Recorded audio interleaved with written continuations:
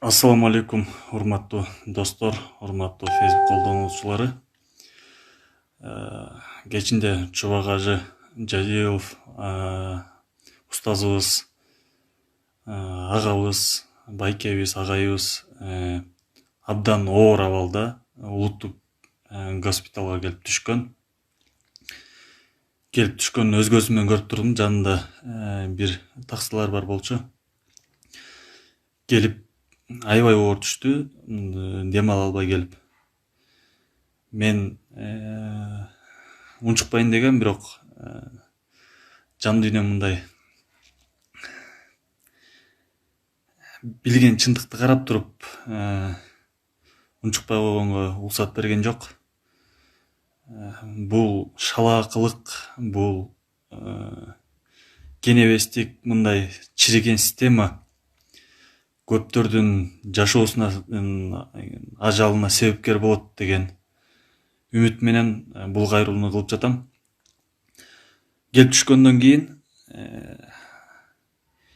киргенде улуттук госпиталга, московский тараптан киргенде приемный бар, ошо приемныйдын сол жагында 2 койка жасашыптыр, тозулган. Биринчи койкага андан Чубак ажыдан алдын бир 5-10 мүнөт алдын бир карган кемпир келип жаткан. Ага болсо ошо дем алдыра турган кычкылтек газын кийгизишкен. Андан кийин Чубак ажы келип жатты.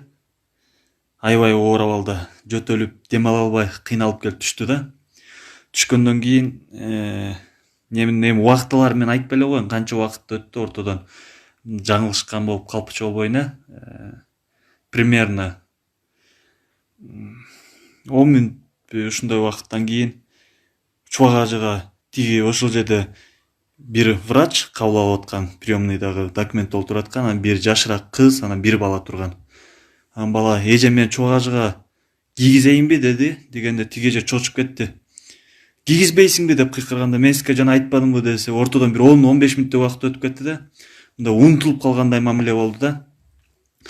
Уже ал кезде Чубак ажы эч кандай мындай сүйлөй алган эмес, аябай оор абалда жаткан. Билбейм, мындай шалтуруук эле мамиле кылынды да. Дароо андай абалда келген, мисалы, тиги кемпир дегени алып чыгарып Чубак ажыга алып барып кийгизди. Тиги кемпирчи десе, ал башы эчтекеси жок, без сознания, мындай эсинен танган бойдон жатты.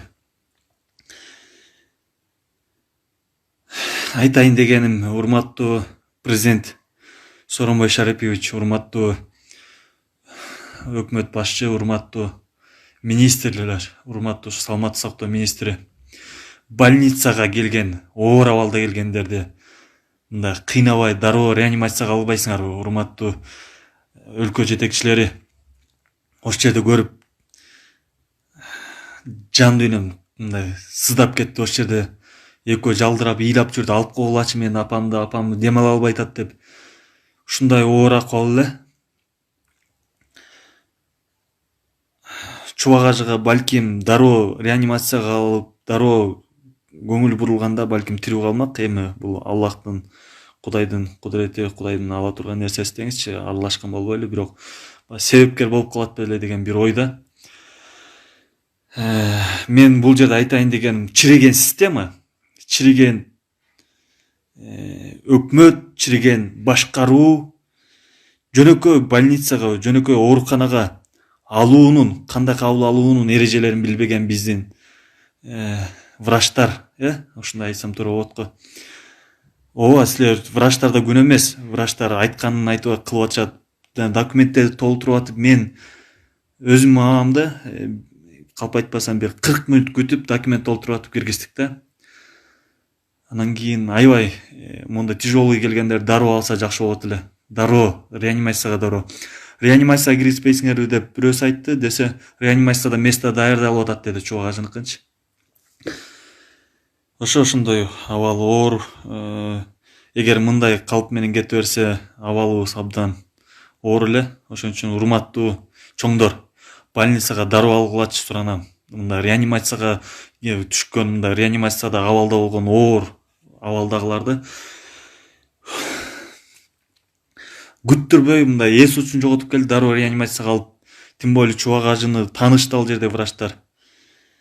ушундай мамиле болду. Мен муну айтпай койгонго мүмкүн эмес болчу, балким мага баягы коркутуп үркүтүү болуп чалгандар болушу мүмкүн. Азыр ГКМБсынан, МВДсынан баарын ойлонуп туруп анан кийин мен бул кадамга барып атам. Муну айтпасам башкаларга да өлүмүнө себепкер болуп калса, мен бул жүктү көтөрө албайм. Ошон үчүн керектүү жерлерге, байкелерге, кызматтагы байкелерге айтып койдум.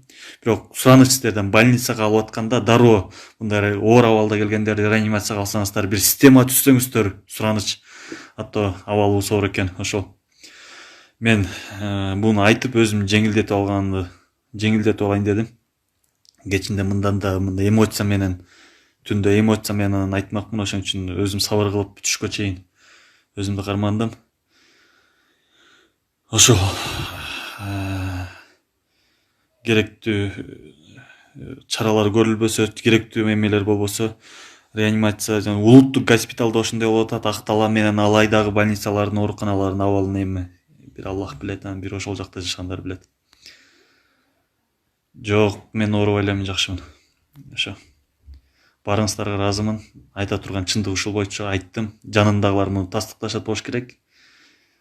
Кудайдан корксо, эгер бийликтен коркуп кызматка кызыктар болсо, жанындагылар анда бир Аллах билет.